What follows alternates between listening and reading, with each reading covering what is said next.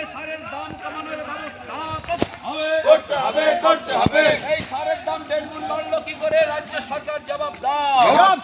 জবাব দাও। এই কৃষক মারা সরকার, আর নেই দরকার। এই শ্রমিক মারা সরকার, এই কৃষক শ্রমিক মারা সরকার। চলেন আবার মিছিলটা কেটে যাচ্ছে। হ্যাঁ, ভালোই লোকজন আছে না? এই লোক নিয়ে এত লোক দরকার আছে নাকি? অর্ধেক করে নিলে হতো। লোক তো অনেকই আছে।